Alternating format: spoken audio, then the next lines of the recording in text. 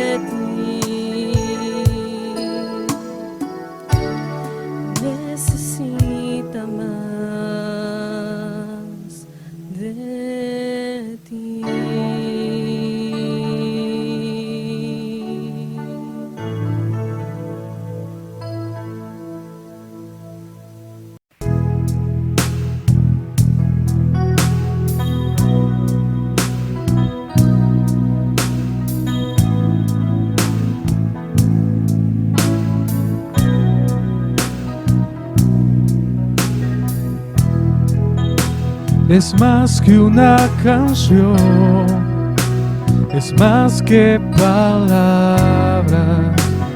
En mi corazón rendido a ti, es lo mejor de mí, lo que vengo a darte. Ya no es suficiente una canción.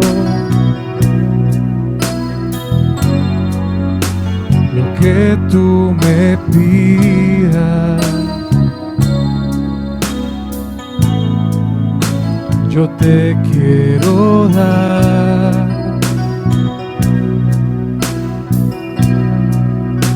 No vengo a pedir, no vengo a buscar, solo vengo a darte mi ofrenda de amor. Hoy quiero tocar tu fiel corazón y darte las gracias, mi amado Señor. Hoy te vengo a bendecir, a ti, a ti.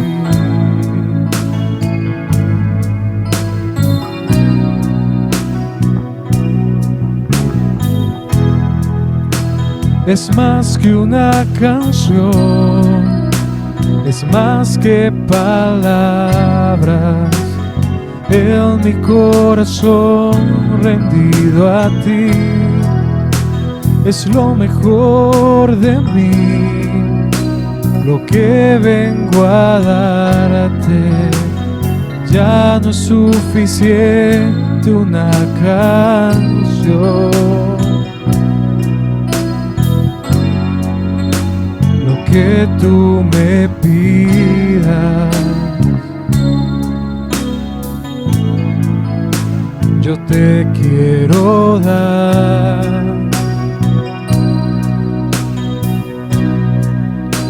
No vengo a pedir, no vengo a buscar, solo vengo a darte mi ofrenda de amor. Hoy quiero tocar tu fiel corazón y darte las gracias, mi amado Señor.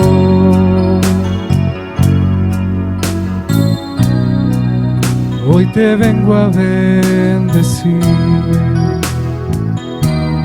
a ti, a ti.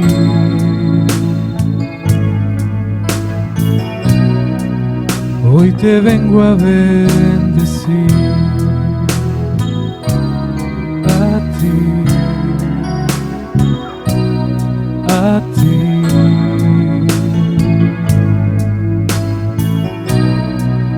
Hoy te vengo a bendecir.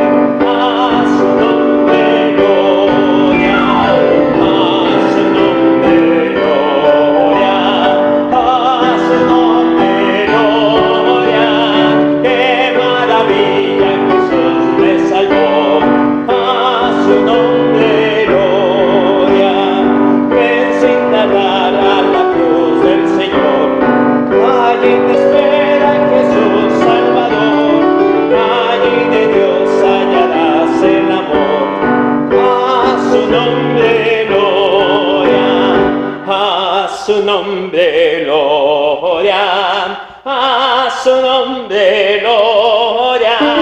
Qué maravilla, Jesús me salvó, a su nombre gloria.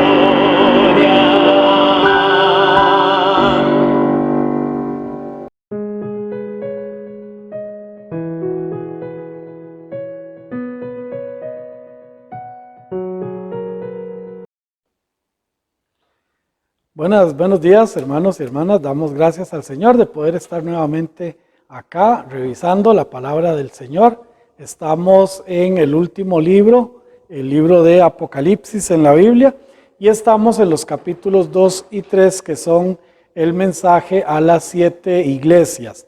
Así que estamos en el mensaje a la iglesia de Esmirna, capítulo 2, versículos del 8 al 11.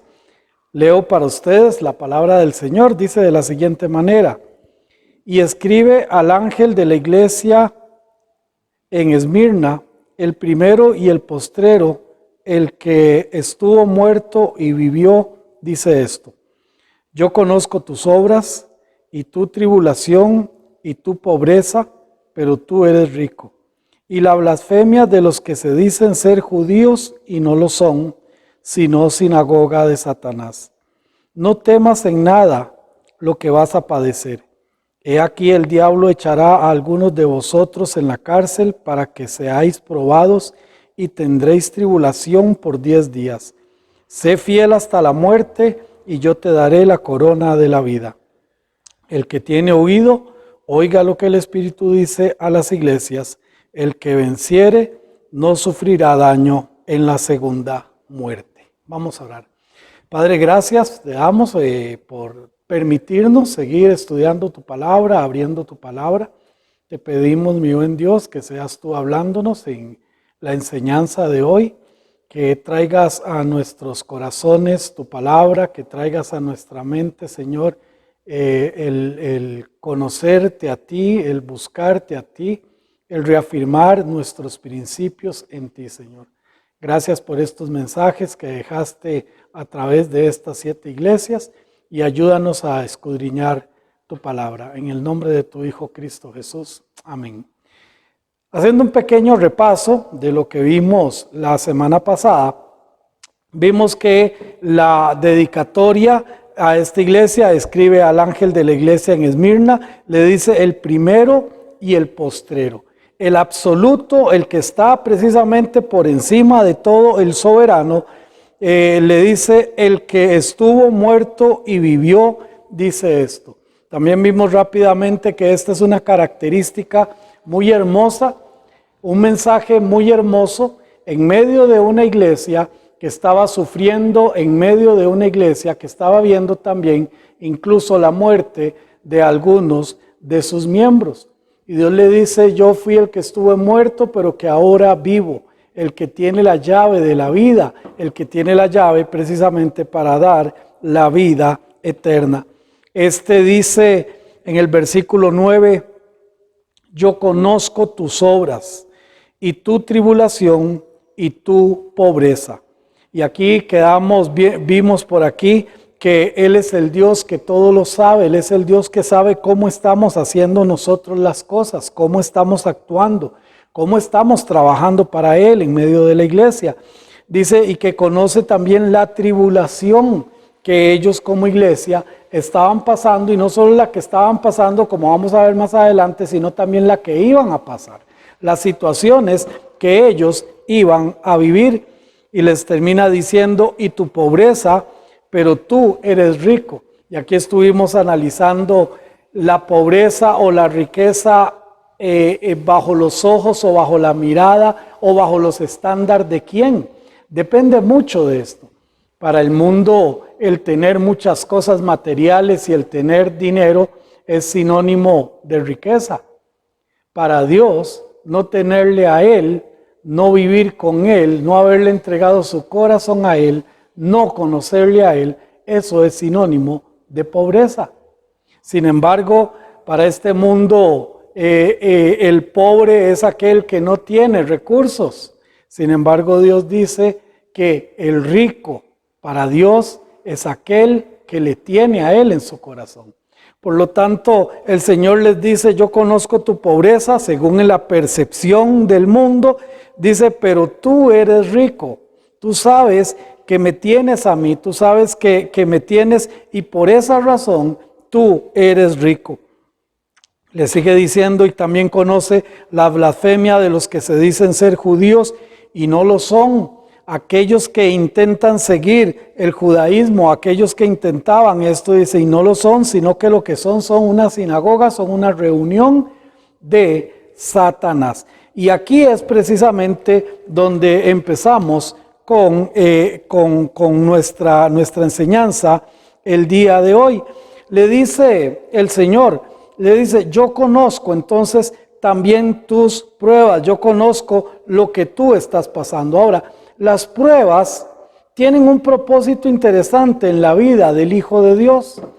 Yo sé, y en estos días también he estado enseñando sobre Job, yo sé y entiendo que a ninguno de nosotros nos gustan las pruebas. A ninguno de nosotros nos gustan las aflicciones. Ninguno quiere pasar por situaciones difíciles. Sin embargo, tenemos que saber y entender que las pruebas tienen propósitos en la vida del Hijo de Dios. También, hermanos, lo vemos en el caso de Job, existía la percepción de que el tener muchas bendiciones materiales como las tenía Job era sinónimo de que él estaba bien con Dios. Esto era según el planteamiento de los amigos de Job. Y para Job, simplemente esto era una realidad, ya que cuando perdió todas sus cosas materiales, empezó a reclamar a Dios y decirle, ¿dónde estás? ¿Por qué no me bendices? ¿Por qué quitas las bendiciones si yo soy un hombre justo, si yo soy un hombre bueno, si yo soy un hombre temeroso de Dios y apartado del mal? Como lo dice el mismo Señor, le reconoce a él estas características. Pero entonces ahí vemos, hermanos, que Dios es Dios por encima de lo que nosotros tengamos o no tengamos. Dios está por encima de las pruebas. Dios quiere que en medio de la prueba nosotros podamos ser mejores. Y vemos precisamente en la historia de Job, y no me voy a meter mucho, pero en la historia de Job podemos ver que al final de su vida, él entendió y le dice al Señor, de oídas te había oído, pero ahora te conozco. Entendió que él no era tan justo. Claro, cuando él se comparaba con sus amigos, podía salir bien librado. Pero cuando se presentaba, se comparaba con Dios, allí nadie puede salir bien librado. Al final, Job aprendió la paciencia, al final Job vio la gracia de Dios y al final Job vio las recompensas que Dios tenía para él, pero fue un proceso difícil, fue un proceso duro, fue un proceso verdaderamente conflictivo para la vida de Job. También podríamos preguntarnos por qué alguien tan justo, tan bueno, como en el caso de Job, tiene que pasar por pruebas. Bueno, hermanos, porque siempre podemos ser mejores, porque nunca estamos al máximo, siempre podemos crecer. Entendiendo un poco esto, vamos a ver algunas características que podemos nosotros encontrar en medio de la prueba. La prueba, cuando nosotros la entendemos correctamente, se convierte en un gimnasio, por decirlo de alguna manera, para nuestros músculos espirituales. Vamos a ver primero, mis hermanos, que en la vida del creyente una prueba hace que buenos cristianos puedan ser mejores cristianos. Allá en Santiago capítulo 1, en el verso 2, dice la palabra del Señor: hermanos míos, tened por sumo gozo cuando os halléis en diversas pruebas. Ahora vea que le dice hermanos míos, está hablando con hijos de Dios, está hablando con creyentes. Y les está diciendo a estos creyentes que no eran malos creyentes, eran buenos creyentes, pero a estos creyentes les dice, tengan por sumo gozo, siéntanse bendecidos, siéntanse bienaventurados cuando ustedes estén pasando por algo. Y lo que les dice, tened por sumo gozo cuando os halléis en diversas pruebas. Y vea que está en plural. Esta palabra diversas es la palabra en griego que se traduce diversas, es la palabra poikilos, que quiere decir multiforme y multidireccional. Dice, siéntanse bendecidos, siéntanse felices, siéntanse gozosos, hermanos, cuando ustedes estén pasando por pruebas que vienen de diferentes direcciones y que son de diferentes, formas. Siéntanse felices. ¿Por qué les dice esto? Y les dice en el versículo 3, sabiendo que la prueba de vuestra fe produce paciencia. Sabiendo que la prueba de vuestra fe produce paciencia. Mas tenga la paciencia su obra completa para que seáis perfectos y cabales sin que os falte cosa alguna. La palabra perfecto en griego quiere decir completo. La prueba entonces hace que buenos hijos de Dios puedan llegar a ser mejores hijos de Dios. Por lo tanto, les dice Santiago, siéntanse dichosos cuando ustedes estén pasando por diferentes pruebas. Pero también, hermanos, hemos entendido que esa paciencia, ese saber esperar, ese confiar en Dios, ese entender que Él tiene el control de todo en nuestra vida, no es sencillo, no es fácil. Muchas veces, hermanos, nosotros nos desesperamos en medio de una situación conflictiva. ¿Por qué? Porque no estamos teniendo esa paciencia que Dios espera, que a través de la prueba se desarrolle, que nosotros más bien podamos, cuando vemos la prueba que viene, podamos verdaderamente tener esa paciencia, esa confianza, sabiendo, dice que la prueba de vuestra fe produce paciencia. O sea, hay un resultado en medio de la prueba. Mas tenga la paciencia su obra completa, o sea, se termine esa obra con el propósito de que seamos completos, seamos perfectos y que seamos cabales sin que os falte cosa alguna. Por lo tanto, mis hermanos y hermanas, la prueba también lleva la intención de hacer que buenos cristianos seamos mejores, confiando en Cristo, madurando y ejercitando nuestra relación con Dios. Pero también la prueba, mis hermanos, puede funcionar como disciplina para aquellos cristianos que no están haciendo las cosas correctamente delante de Dios.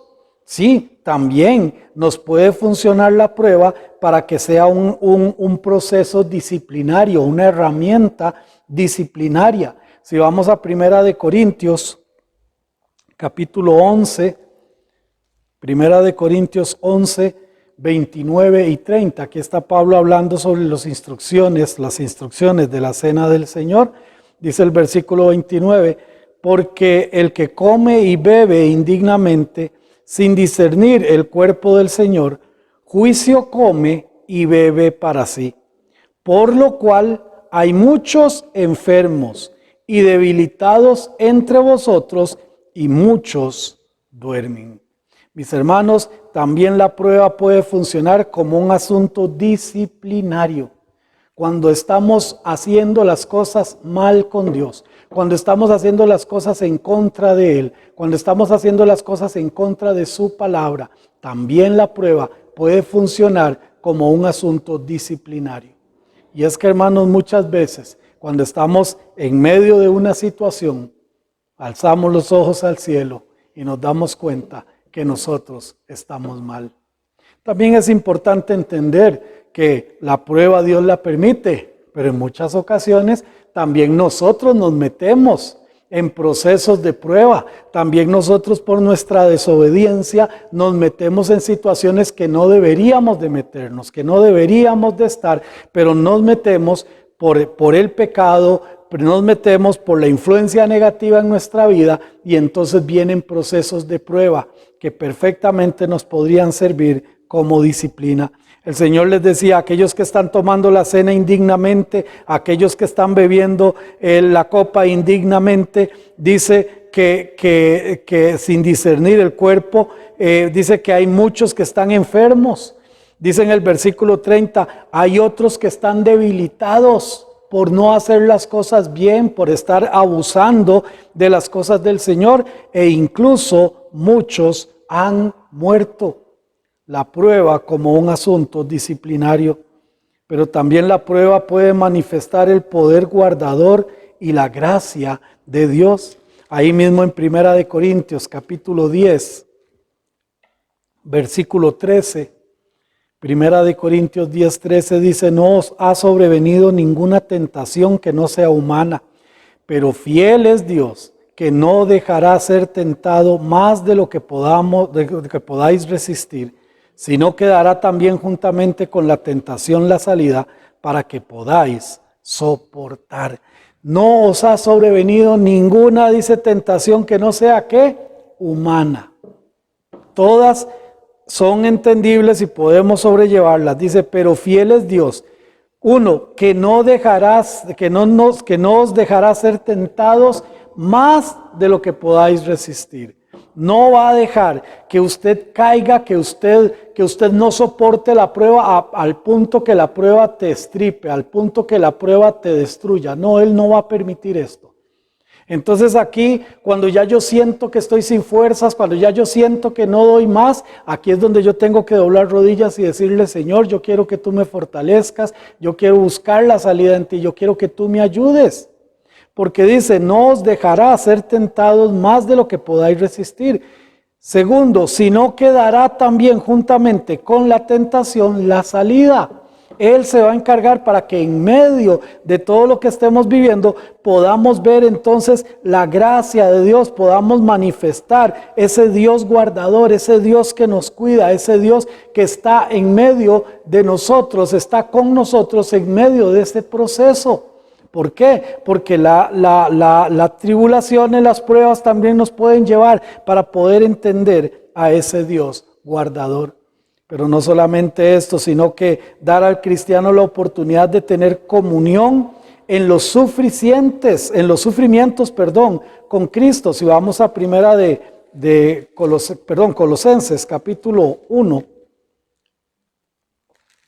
Colosenses capítulo 1. En el verso 24, la palabra del Señor dice de la siguiente manera: ahora me gozo en lo que padezco por vosotros y cumplo en mi carne lo que falta de las aflicciones de Cristo por su cuerpo, que es la iglesia. Ser parte de las aflicciones de Cristo. La prueba nos puede llevar a eso, a compartir incluso ese sufrimiento que tuvo el Señor, que nosotros también podamos ser parte de ese sufrimiento. Y por último, también la prueba nos lleva a derrotar a Satanás en su propio terreno. Nos lleva a poder tener una victoria en Cristo Jesús en medio de la prueba. Si vamos a 2 Corintios capítulo 2, 2 Corintios capítulo 2, verso 11, para que Satanás no gane ventaja alguna sobre vosotros, pues no ignoramos sus maquinaciones. Entendiendo cómo funciona Satanás, cómo puede venir a través de la prueba, nosotros sin ignorar cómo trabaja, podemos salir adelante, podemos vencer. Y no solamente esto, sino que también allá en Santiago, capítulo 4, versículo 7, dice la palabra de Dios: someteos pues a Dios, resistid al diablo y huirá de vosotros. La clave no está en resistir al diablo. La clave está en lo anterior. Someteos pues a Dios. Mucha gente quiere resistir al diablo sin someterse a Dios, y es por esto que fallan en medio de las pruebas. Cuando nos sometemos a Dios, cuando estamos verdaderamente bajo su voluntad, bajo su dirección, bajo sus principios, es ahí cuando nosotros podemos derrotar, podemos resistir al enemigo, y él entonces va a huir. Así que estas son algunas de las razones del por qué viene la prueba, porque le dice ahora sí en Apocalipsis capítulo 2 versículo 10, le dice: no temas en nada lo que vas a padecer. He aquí, el diablo echará a algunos de vosotros en la cárcel para que seáis probados, y tendréis tribulación por 10 días. Sé fiel hasta la muerte, y yo te daré la corona de la vida. Lo primero que le dice: no temas en nada, deja de temer. Si vamos un momentito allá a Mateo capítulo 5, Mateo capítulo 5 versículos 10 al 12, las bienaventuranzas. Bienaventurados los que padecen persecución por causa de la justicia, porque de ellos es el reino de los cielos.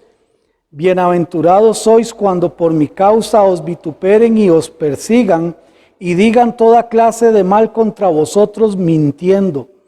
Gozaos y alegraos, porque vuestro galardón es grande en los cielos, porque así persiguieron a los profetas que fueron antes de vosotros. No temas, verdaderamente yo voy a estar allí contigo. Esta iglesia, en la persecución que tenía y la persecución que venía, no era un asunto jugando, pero el Señor les dice: no temas en nada, no temas en nada lo que vas a padecer, y le da todavía un poquito más de luz y le dice: el diablo echará a algunos de vosotros en la cárcel. He aquí, el diablo echará por medio de sus aliados, que eran hombres que no están haciendo la voluntad de Dios.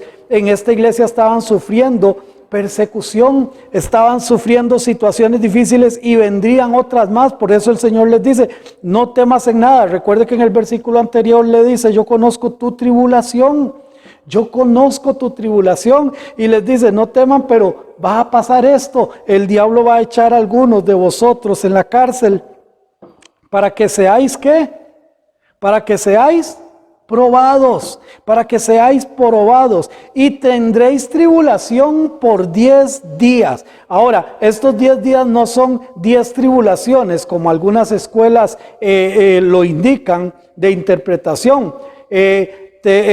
Por la duración, no es ahora aquí lo importante, sino que estos 10 días son literales, pero sin embargo, lo importante no es eso. No importa si estos son 10 días literales o es un periodo corto o largo, esto no es lo importante. Lo importante es que no importa, lo importante es si lo que ellos iban a pasar realmente. Por eso le dice: no temas en nada lo que vas a padecer, no temas. Sí, el diablo echará a algunos de vosotros y tendréis tribulación por 10 días, pero le dice: sé fiel. Sé fiel, eso es lo que importa en este versículo. Sé fiel incluso hasta la muerte,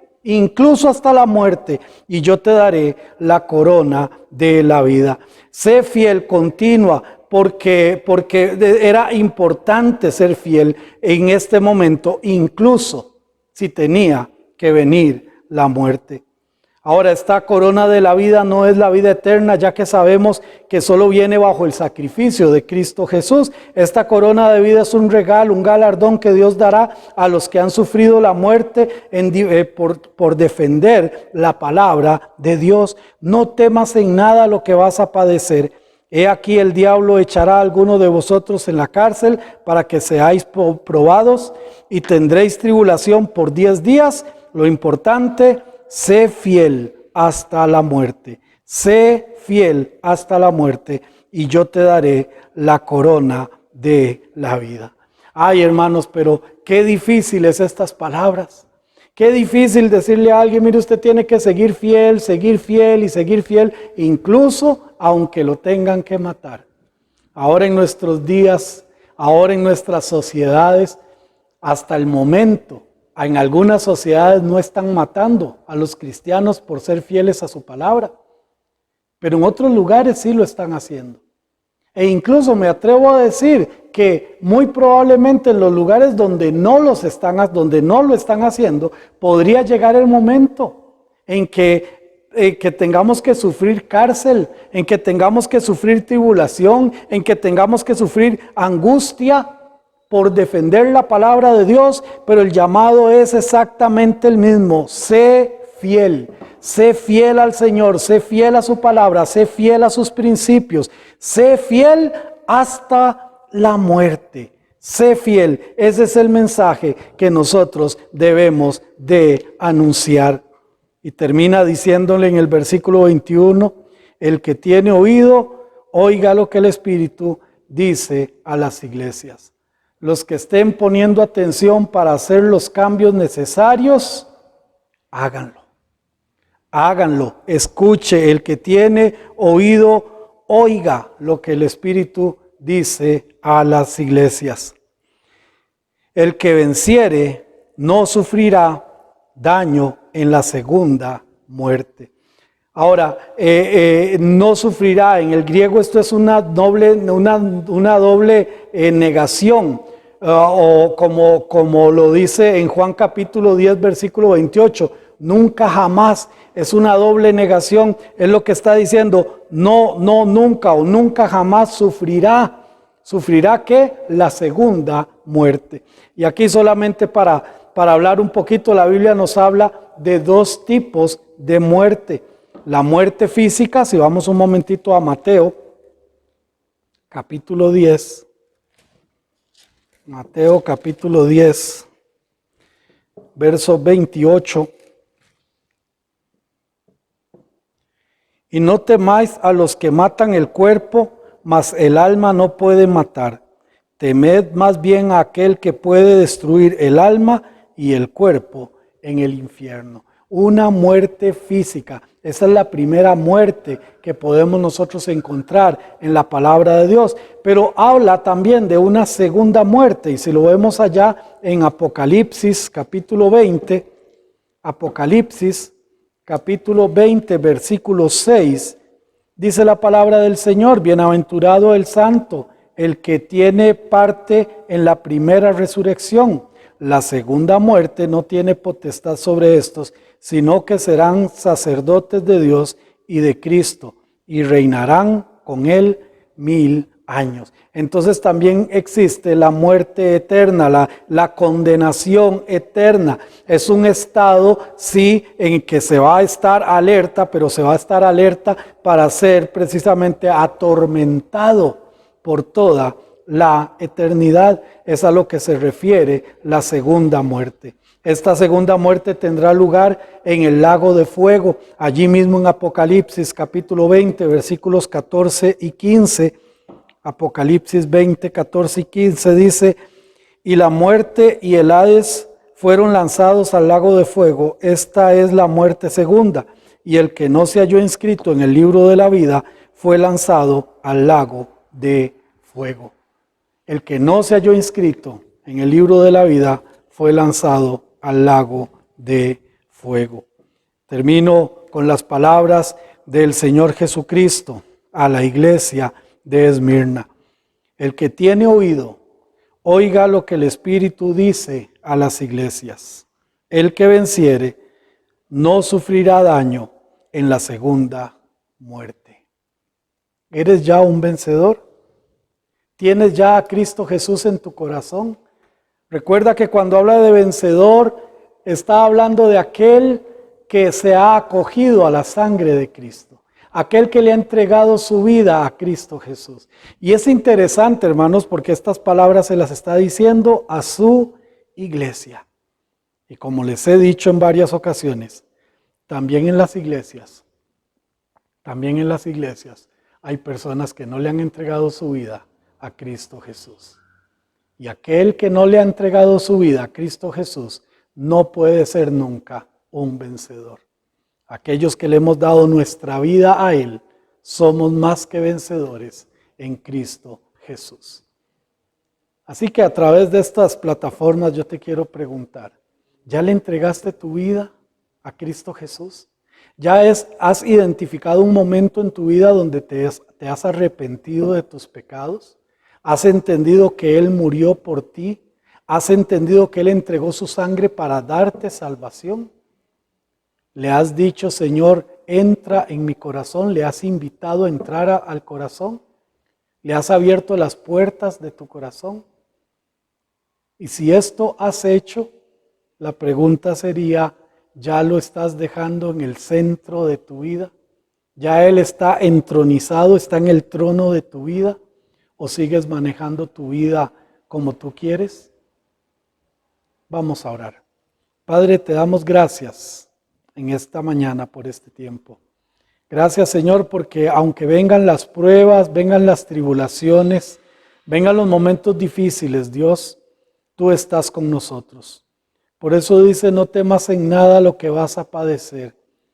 Y puede que vayas a recibir angustia, y puede que vayas a tener aflicción, pero sé fiel hasta la muerte. Sé fiel. Y tú darás la corona de la vida a todos aquellos que han muerto por defender tu palabra, por defender tus principios. Padre, si en esta mañana, si en este tiempo hay alguien que está escuchando este mensaje y no le ha abierto las puertas de su corazón, Dios, te pido que tu Espíritu trabaje en ellos, que les traiga, Señor, como dice tu palabra, que sea tu Espíritu quien recuerde sus pecados y les traiga un llamado para que ellos puedan recibirte a ti, para que ellos puedan aceptarte a ti. Que sea este el momento, que sea este el día que ellos te entreguen su corazón a ti. Gracias, Padre, en el nombre de tu Hijo Cristo Jesús. Amén. Que el Señor les continúe bendiciendo. Les recuerdo, hermanos y hermanas, que tenemos nuestros cultos presenciales los días martes a las 6 de la tarde, los días miércoles a las 9 de la mañana, los días domingo a las 8 de la mañana y a las 11 de la mañana. Así que les esperamos, comuníquese en nuestros números telefónicos y estamos para servirles. Estos son los cultos presenciales, pero también tenemos nuestros cultos también virtuales. Que el Señor les continúe bendiciendo.